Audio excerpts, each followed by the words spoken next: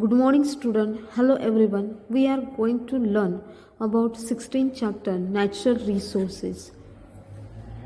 Today's topic we learn about mineral and bio resources from ocean. आपल्याला mineral आणि bio resources from ocean म्हणजे काय समुद्रापासून जे काही मिळतात तर ते आपल्याला काय करायचे आहे त्यांची माहिती ही मिळवायची आहे. Are minerals to be found in a sea and on the seabed as they are found inside the earth. Scientists believe that billions of tons of minerals are to be found dissolved in ocean water. They are very large reserves of tin, chromium, phosphates, copper, zinc, iron, lead, manganese, sulfur, uranium, etc. In the ocean and seabeds, we get many types of gems, cones, shells, and pearls from the sea. Real pearls are even costlier than gold. बघा आता जर विचार केला mineral आणि bio जे काही resources from ocean R जर minerals to be found जर आपण विचार केला की जे आढळून येतात ते कुठे आढळून येतात की समुद्रामध्ये आणि त्यानंतर इनसाइड द अर्थ म्हणजे काय एक तर पृथ्वीच्या भूगर्भाच्या इथे ते आढळून येतात. तर सायंटिस्ट जे काही आहेत वैज्ञानिक लोक आहेत ते विश्वास ठेवत असतात बिलियन्स ऑफ टन म्हणजे काय वर्षानुवर्ष पूर्वीचे जे काही मिनरल्स आहेत ते फाउंड तिथं आढळून येत असतात डिझॉल्व्ड इन ओशन वॉटर. कशामध्ये आढळतात ते समुद्राच्या पाण्यामध्ये ते आढळतात. There is a very large reserve of tin. मग कुठले कुठले आहेत मिनरल्स टीन आहे क्रोमियम आहे फॉस्फेट आहे कॉपर आहे झिंक आहे आयर्न आहे लीड आहे मॅग्नीज आहे सल्फर आहे युरेनियम आहे. तर असे वेगवेगळ्या प्रकारचे हे काय आहेत मिनरल्स आहेत की जे कुठे आढळून येतात एक तर मग ओशनमध्ये समुद्रामध्ये नाहीतर कुठे आढळतात ते एक तर मग अर्थच्या सरफेस अर्थ क्रस्टमध्ये म्हणजे पृथ्वीच्या भूगर्भामध्ये ते आढळून येत असतात. Shell and pearls. मग आता कुठले कुठले असतात तर मग we get many types of gems. मग जेम्स म्हणजे रत्न वेगवेगळे शंख शिंपले मोती आपण म्हणतो ना खरे मोती. तर हे जे काही आहेत तर समुद्रामध्ये ज्या आढळणाऱ्या ज्या वस्तू आहेत तर त्या खूप कॉस्ट असतात कॉस्टलियर असतात म्हणजे खूप महाग असतात कोणापेक्षा सोन्यापेक्षा सुद्धा की जे आपण गोल्ड म्हणतो की गोल्ड हे सगळ्यात जास्त सगळ्यात महागडं असं आहे. परंतु त्याच्याही पेक्षा हे जे काही आहे समुद्रामध्ये मिळणारे जे काही माणिक रत्न पाचू शंख शिंपले मोती तर हे जे काही आहेत ह्या वस्तू ह्या गोल्डपेक्षा सुद्धा काय आहेत महाग आहेत. There is a large scale reserve of mineral oil and natural gas at the bottom of sea. We avail of this by drilling oil and gas wells. जर आपण विचार केला की there are is a large scale खूप मोठ्या प्रमाणात जे काही रिझर्व ऑफ मिनरल ऑइल की जे मिनरल ऑइल आहे आणि नॅचरल गॅस आहे at the bottom of sea की ते कुठे आढळतात की समुद्राच्या तळाला अतिशय बॉटम म्हणजे खूप खोलवर अतिशय जो काही त्यांचा जो साठा आहे ह्या मिनरल ऑइलचा आणि त्याच्यानंतर नॅचरल गॅसचा हा तिथे आढळून येतो.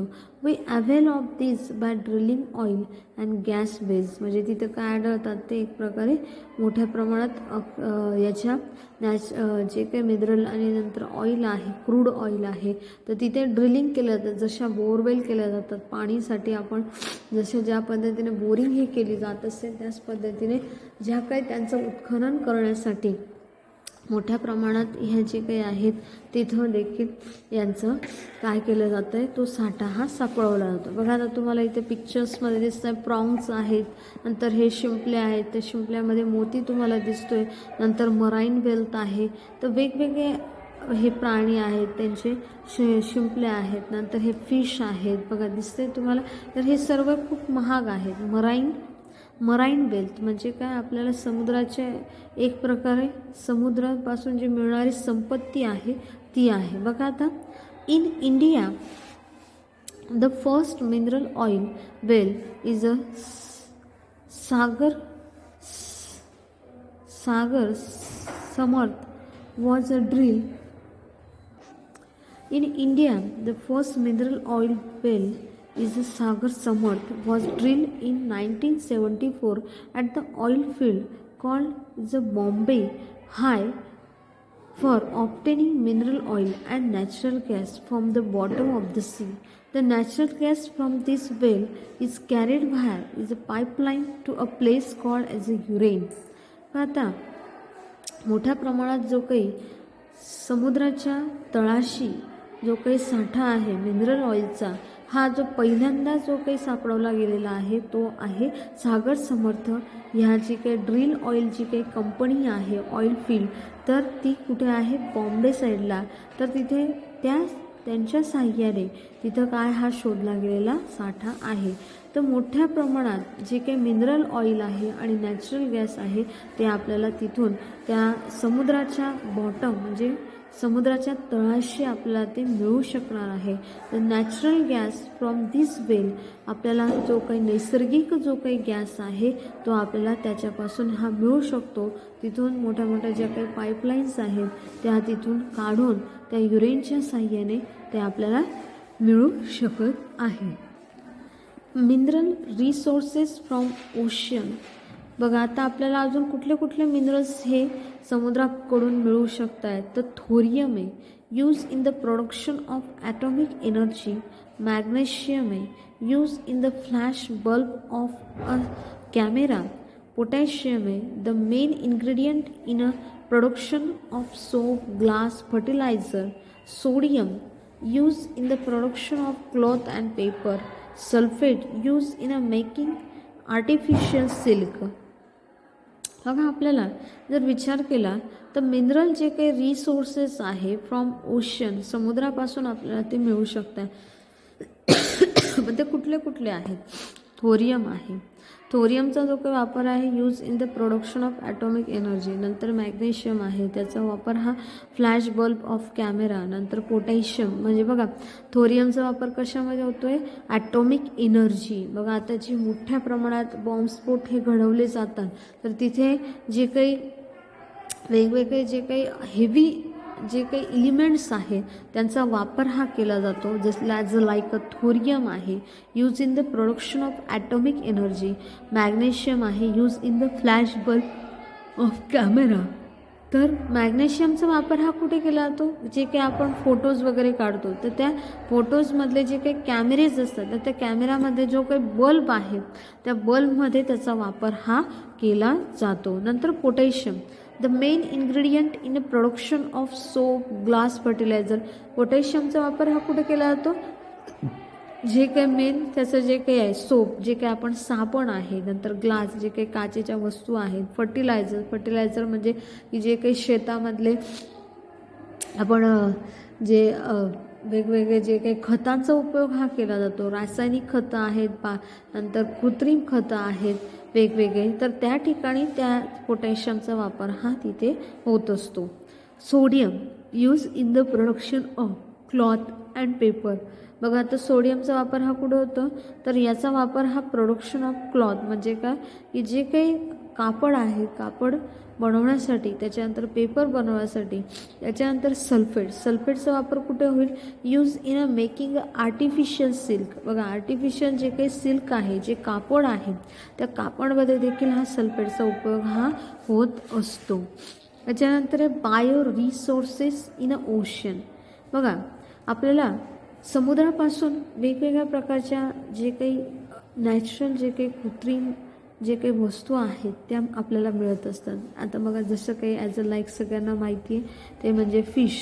तर fish is a pomfret and sea fish as also is shrimps and is prawns, and there is sources of proteins and vitamins, therefore mainly used as a seafood. म्हणजे काय की फिश जे काही आहे सगळ्यांना माहिती की फिश हे जे काही आहेत मासे हे एक प्रकारे आपल्याला किंवा प्रॉन्स असतात, हे देखील एक प्रकारे माशांचेच प्रकार आहेत, फिश एक प्रकारे किंवा प्रॉन्स आहेत. तर या ठिकाणी तर हे आपल्या शरीराला अतिशय महत्त्वाचे असतात हे खाण्याच्या दृष्टीने, म्हणजे त्याच्यातून आपल्याला प्रोटीन्स आणि विटॅमिन्स हे मिळतात. देअरफॉर मेनली त्याचा वापर हा म्हणून सी फूड म्हणजे समुद्रातलं जे काही अन्न आहे ते म्हणून हा वापर केला जातो. नंतर dried shrimp, Bombay duck powder बघा यूज, याचा वापर हा as a poultry feed and is a good manure. बघा आता हे जे काही आहे ड्राईड श्रिम्प आणि बॉम्बे डक पावडर, तर याचा वापर जे काही पोल्ट्री फीड आहे म्हणजे जे काही एक प्रकारे जे काही कोंबडी व्यवसाय करतात किंवा जे काही वेगवेगळ्या पशु व्यवसाय करतात, तर त्या ठिकाणी त्यांना जी पावडर ही लागत असते तर त्या ठिकाणी त्याचा वापर हा केला जातो. शेल्स, शिंपले use for is a preparation of medicine. नंतर ऑर्नामेंट्स म्हणजे काय रत्न. नंतर डेकोरेटिव्ह आर्टिकल्स, शेल्स आपण बघतो, शेल्स म्हणजे काय शिंपले असतं बघा. तर त्या शिंपल्यांचा जो काही वापर आहे तो जे काही डेकोरेशन करण्यासाठी त्याचा वापर हा होत असतो. नंतर बघा आता फंजाय, use for the production of antibiotics. बघा आता फंगाय याचा जो काही उपयोग आहे हा production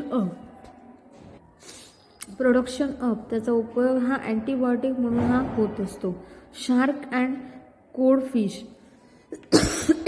use for production of producing is edible oil rich in vitamins A, D and E. बघा आता याचा शार्क आणि कोड फिशचा उपयोग कशासाठी होत असतो, तर त्याचा उपयोग हा producing is edible oil rich म्हणजे वेगवेगळ्या प्रकारचे याच्यामधून हे जे काही शार्क आणि कोड फिश आहेत, हे जे मासे आहेत, तर यांच्यामध्ये मोठ्या प्रमाणात जे काही विटॅमिन्स हे ए आणि डी आणि ई हे मिळत असते मोठ्या प्रमाणात, म्हणजे आणि त्यानंतर वेगवेगळ्या प्रकारचे त्यांच्यापासून ऑइल देखील हे मिळतं, जसं इडिबल ऑइल आहे. सी कुकुंबर, आता सी कुकुंबर कोणाला म्हटलं जातं तर use as a medicine for is a treating is a cancer and tumours. बघा आता जे काही सी कुकुंबर नावाची जी वनस्पती आहे त्याचा उपयोग हा कशासाठी होत असतो तर मेडिसिनल त्याचा उपयोग हा होत असतो.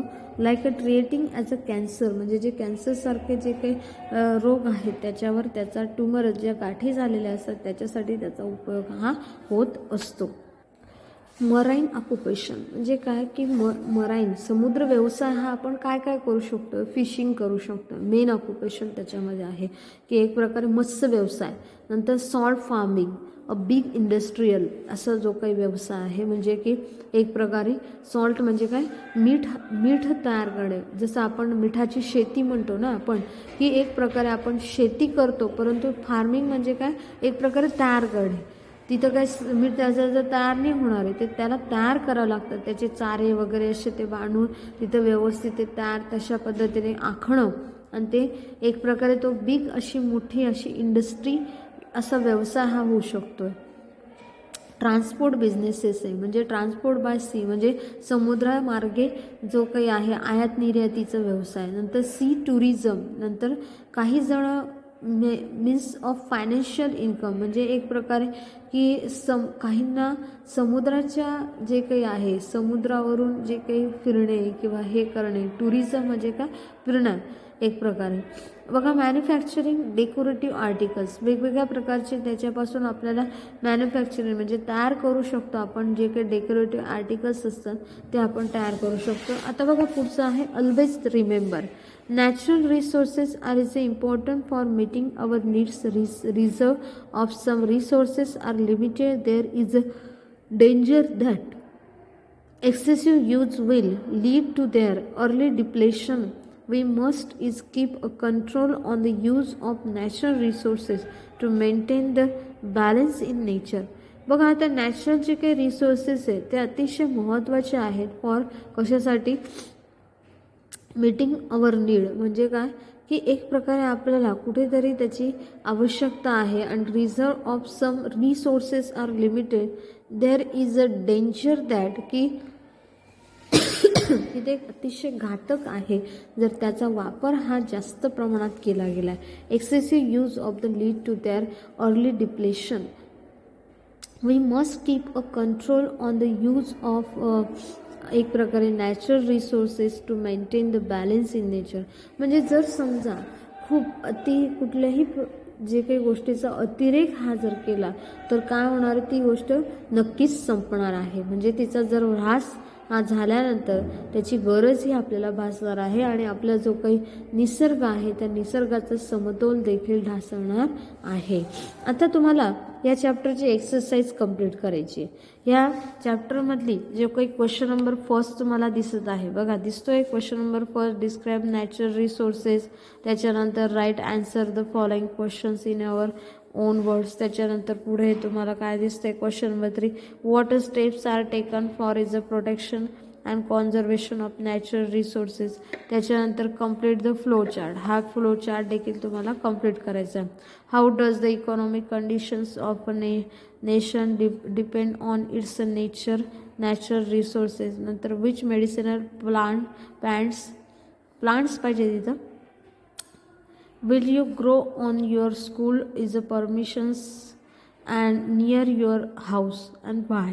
तर अशा पद्धतीची ही जी काही एक्सरसाइज आहे ती तुम्हाला काय करायची, एक प्रकारे ती सॉल्व करायची आहे आणि हे चॅप्टर व्यवस्थित आधी रीड करायचं आहे. बघा आधी काय करायचं आहे तुम्हाला, हे जे चॅप्टर आहे ते रीड करायचे. त्याच्यामध्ये जे काही कठीण शब्द असतील त्या कठीण शब्दांचे अर्थ तुम्हाला काढायचे, ते आपल्या नोटबुकमध्ये लिहायचे. त्याच्यानंतर ही एक्सरसाइज तुम्हाला कंप्लीट करायची आहे. अशा पद्धतीने हे चॅप्टर इथे संपतंय, लक्षात घ्या. नमस्कार.